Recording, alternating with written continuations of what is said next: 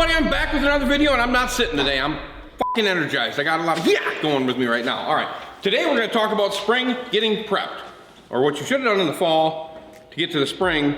Maybe now your thing is because you didn't do your spring thing or your fall thing to get to your spring thing. A lot of things going on here, Jordan. You got this? Yeah. All right, cool. We're gonna start right here with trolling motors, okay? What can I do with my trolling motor to make it so it's ready to go at the beginning of the year? Don't mind any of that. Here's your first thing. Neil and I talk about this all the time. Chad talks about this too all the time. If you look at your trolling motor as a main tool to being happy on the water, bring it in the off season.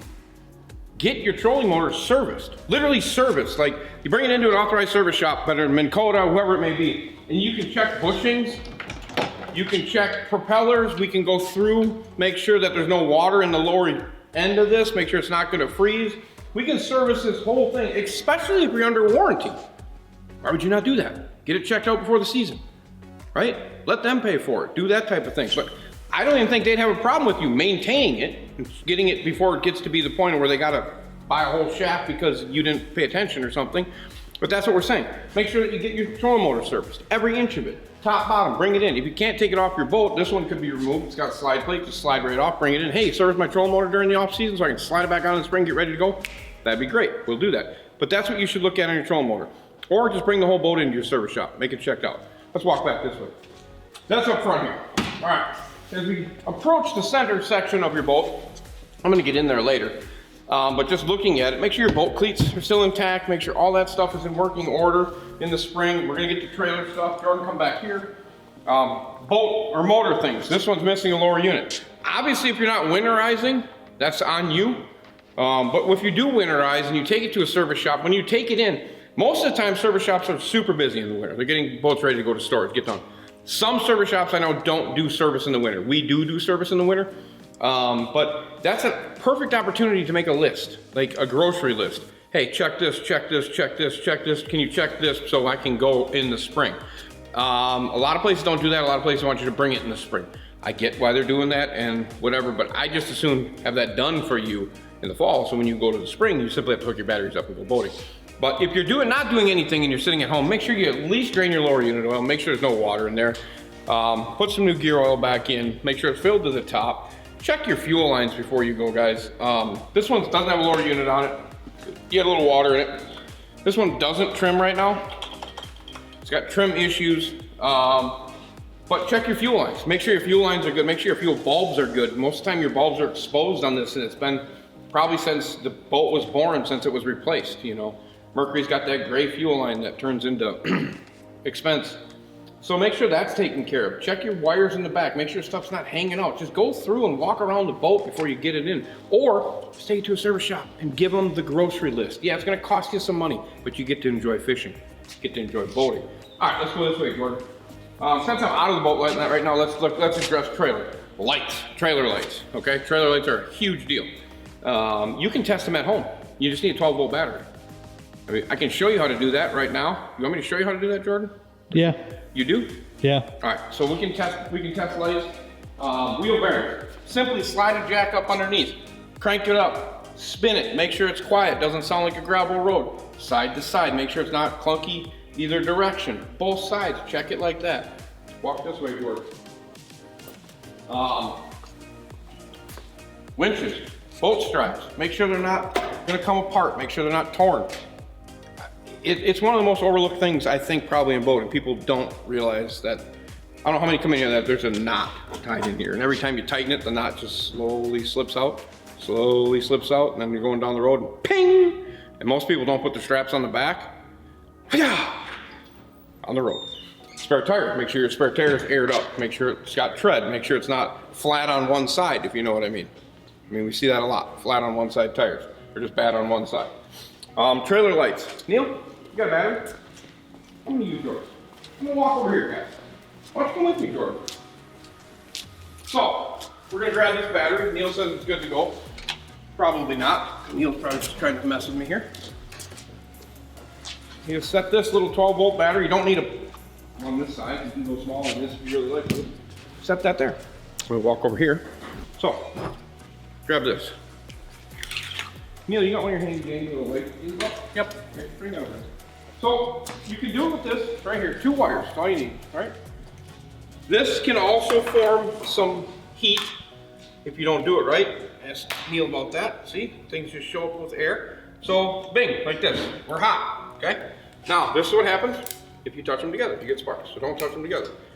Take this little fella right here, it's your ground, put this in this one, in the female, okay? And you take this, find brown, touch. Look at it. Walk with me, Jordan. See what's going on over here? Got a light there, we got a light here, we come back here, we got a light here, and we got a, that one's wired wrong. We're missing one light underneath there. If you're standing right there, can you see the difference? It looks like I'm putting a brake on this side and I don't have a brake on that side. So that tells me that that one's wired wrong. Somebody wired that wrong. So the directional and the brake are wired with the running light on that side. If we walk over here, I mean, you can see it from there. You zoom in on it, the blue tape. Probably got something to do with it. Okay, so that tells you that. Now, this isn't on this guy's list. He's just getting this for free because we're doing a video. So, but you can see this light's working, this light's working. Boom, running lights are all working. All right. Now, me, this doesn't work for me right here, this stuff. So I'm not a fan of that, but I'm not gonna, it's okay. So now, if we go here, my phone's ringing. I don't know who that is. We walk back here, you've energized the brake or the directional. Over here, take a look at that, you can see how bright it is. Jordan, right over there. You got that? Yeah. Wide angle, perfect. So you can see that that brake light is working. So you can kind of see how this is working. It's a simple test if you don't have your vehicle. Yeah, you can plug it into your vehicle, but maybe you're plugging it into your vehicle, it's not working. Maybe the directionals are working, but the running lights aren't working. Well, there's fuses in your vehicle. Multiple trailers usually mean multiple grounds, searching for grounds, and usually blow fuses. So the simple way to test, if you got a 12-volt battery laying around, boom, grab 2 jumper leads, just go right down the row. First one is your running, then you got your directionals. Perfect. So that's that. Now, if you want to get all cool, you can just go to your hardware store, buy one of these, which is truck side, and then you can just put it on the battery. Then you don't get sparks, then you can just plug it in. But that's just a quick little tip for you. All right. Let's go here and see who this was. Oh, that's the bank. Somebody's probably trying to get into our account. Perfect. Now, everybody probably doesn't have meters or has meters or does whatever. We have Snap-on tools that test batteries. Test your battery, people. Test your battery. The worst thing that can happen is you come out of a season and you end up taking your boat right to the water and thinking everything's gonna be okay. Well, I'm gonna tell you right now, 90% of the time, things aren't gonna be okay.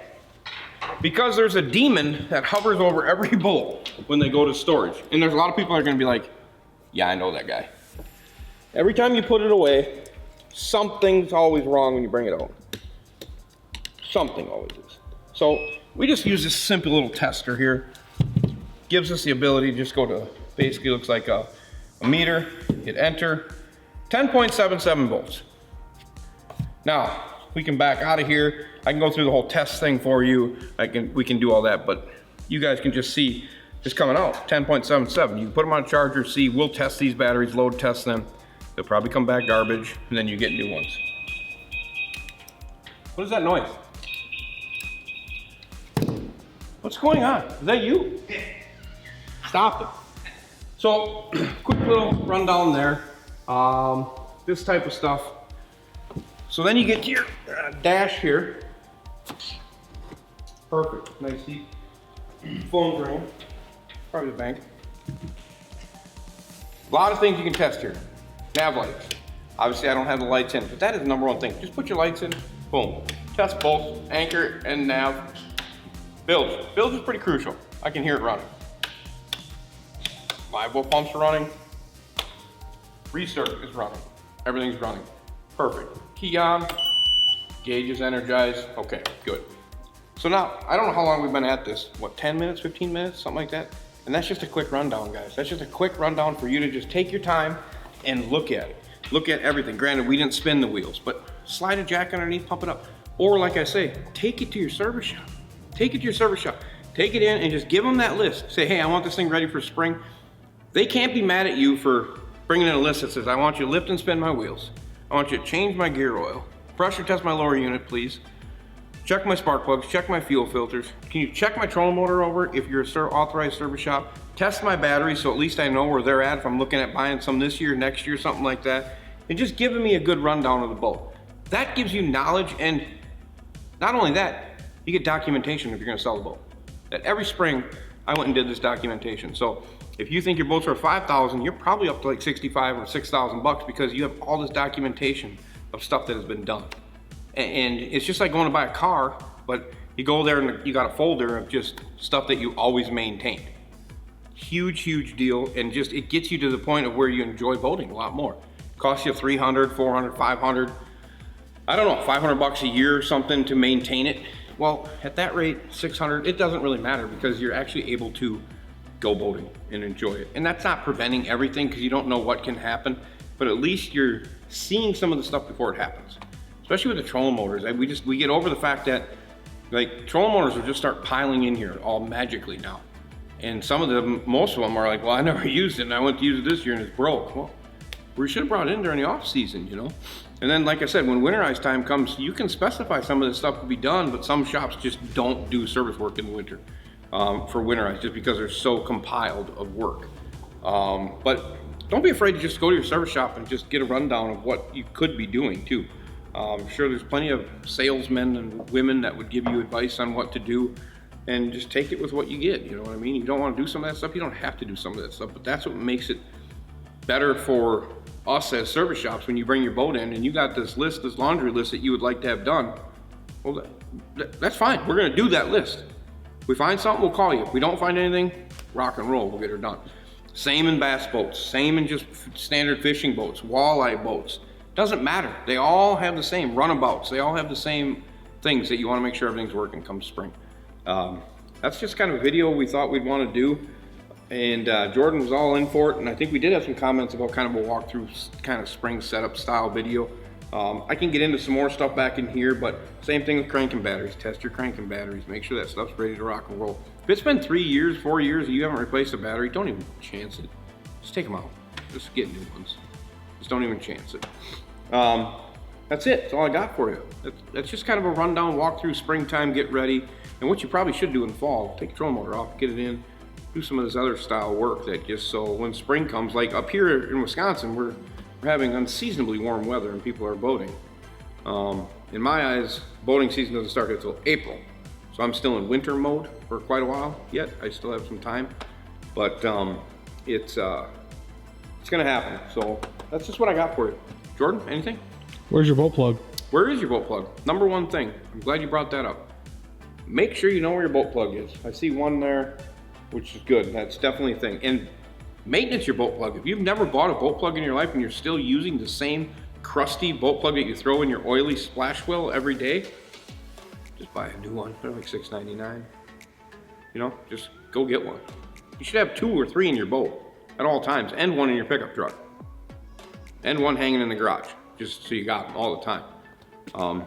It's a cheap thing that'll stop your whole day and wreck your fishing. I mean, you put the boat in, no plug, and she goes, we have it right on the door. As soon as you walk out, check your boat plug, because when it rains here, we pull boat plugs. And we don't usually put them back in because it's just one of those things. I feel you should always check your boat plug before you go boating. But yeah, boat plugs are huge. Merch, do we have anything new for merch? Are we designing something new? Yeah, we're working on it. We are? Yep. The crew's on it? Yep. I'm excited. But you can still get the blackout. Blackout didn't sell as much on the last go around. But it's good. There's a lot of blackout that went around the world. You guys supported that really well. That's it. Maybe we can do a pink t-shirt for the Tatas? No? When's that season? Breast cancer awareness? It's like, I don't know. That's something I'd like to do. Yeah, Maybe we could give back with them sales a little bit. Yeah. It'll be fun. That's it. That's all I got. Jordan, anything? Nope. Good? Yep. That's it. That's all I got. Hope you enjoyed it. Walkthrough video's done. Comment on it. Comment if you've done some of this stuff. Comment if you got maybe success from a shop that you work with or any of that stuff. Or just comment if you do it on your own. And just it's just one of those things. Definitely take the time in the spring to make sure that you're going to have a good season out on the water and get everything checked out. Life jackets, make sure they're up to date. Fire extinguishers, make sure all that stuff is up to date in the boat. Boater safety, make sure you got your boater safety done. If you've not done your boater safety, I think in the state of Wisconsin we were talking past what year? 86 maybe? Yeah, if you're past 86, you need to have boater safety to be legally boating, I believe, in the state of Wisconsin. I could be wrong, but I'm pretty sure that's spot on. So that's one of those deals where you need to know the laws. So take your time, read your stuff, know where you're going. Just enjoy boating. Have a great season, everybody. We'll be back at you. As always, comment, subscribe, and click the notification bell to witness the madness. I hope everybody is soon to have their blackout t-shirt on and streaming speed, money, no brakes. I'm out. See you.